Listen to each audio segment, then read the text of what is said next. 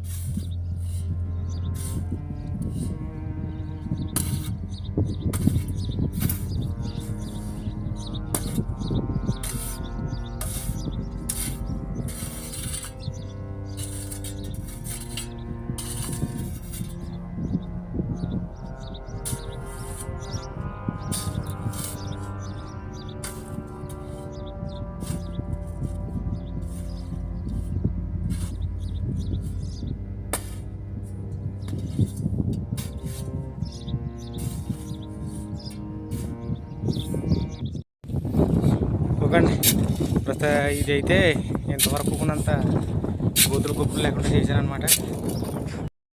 ఇందాక అడగటం మర్చిపోదు, ప్లీజ్ సబ్స్క్రైబ్ చేసుకోండి. చూసిన వాళ్ళు ఎవరు సబ్స్క్రైబ్ చేసుకోవట్లేదు, సబ్స్క్రైబ్ చేసుకోండి. ఈ ముసుగు ఏంటి అంటున్నారా, గాలికి ఇసుక వచ్చేసి సొబుల్లోకి వెళ్ళిపోతుంది. సొబులు గల్లెడిపోయి అది మాట సరిగిని ఏదో గియ్యమని సౌండ్ వస్తుంది సెబుల్లోంచి. దానికోసమని ఇలాగ ఇసుక వెళ్ళకుండా కట్టుకున్నాను అనమాట. టోపీ పెట్టుకుంటే నెత్తికే కాతుంది కానీ ఈ సెబుల్కి కాయట్లేదు. యాస్ట్ వచ్చింది అంటే ఎండల పని చేయటం చాలా అయింది కదా, కొంచెం ఇబ్బందిగా ఉంది. కొంచెం టైర్ పక్కన కూర్చున్నాం కాసేపు, అంటే ఎవరు లేరు కదా ఇప్పుడు అడగడానికి. అంటే కొంచెం స్లోగా చేద్దాం ఎవరు లేనప్పుడు, కానీ చేసుకుందాం శుభ్రంగా పని. మాట తెచ్చుకోకుండా పని చేసుకుందాం. ఈ పని చేయలేదు ఆ పని చేయలేదు అనగా నేనే కాదు ఎవరైనా సరే, కపిల్ లేనప్పుడు వాళ్ళు లేరు కదా అని ఖాళీ కూర్చోకుండా ఏదో చిన్న చిన్న పనులు చేసుకున్నాం అనుకో. నాలంటి వాళ్ళు చాలామంది ఉంటారు, చాలామంది ఇలాగ ఎడారిలోను వాళ్ళు ఏదన్నా లేనప్పుడు చిన్న చిన్న పనులు చేసుకుంటే వాళ్ళు వచ్చి చూసుకున్నప్పుడు ఓహో ఈ పని చేశాడు కదా అని మనల్ని ఏమనరు. మన పని మనం సక్రంగా చేసుకుంటే మనల్ని ఏమనరు. వాళ్ళు లేరు కాదా అని మన రూమ్లో బొజ్జుంటే తిడతారు మనకు అర్థం కాకుండానే. ఏం చేస్తాం అప్పుడు, మనసు బాధ కలుగుతుంది. మనం ఏం చేయలేము ఇక్కడ, వాళ్ళు తిట్టినా కొట్టినా మనం ఏం చేయలేము. కానీ మన పని మనం సక్రంగా చేసుకోవాలంతే. పని అయితే అయిపోయింది, ఇంకా కొద్దిగా వంట చేసుకుంటాను, అన్నం వండుకుంటాను. ఇంకా ఏంటంటే నా జీతం ఎంత అని అడుగుతున్నారు. అయినా మొన్న వీడియోలో చెప్పానా లేదా మర్చిపోనా ఏంటో తెలియట్లేదు. నా జీతం అయితే 27,000 27,000 వస్తుందంట. అంటే ఇంకా నా చేతికి రాలేదు. అంటే నేను లెక్కేసుకుని చెప్తాను అనమాట ఇక్కడ రియాల్కి ఎంత అనేసి. 1,300 రియాల్లో, 1,300 రియాల్లో అడిగాను. 1,500 అడిగితే పని లేదు ఏం లేదు కదా, పని జనం అందరూ వచ్చిన తర్వాత ఇస్తాము అనేసి అన్నాడు. మనం గట్టిగా మాట్లాడలేము. Okay bye. మరి నా వీడియో చూసి సబ్స్క్రైబ్ చేసుకుని లైక్ చేయండి. కొంచెం కాసేపు కూర్చుని స్నానం చేసి వంట చేసుకుంటాను ఇంకా. ఓకే మరి బాయ్ బాయ్, జై హింద్.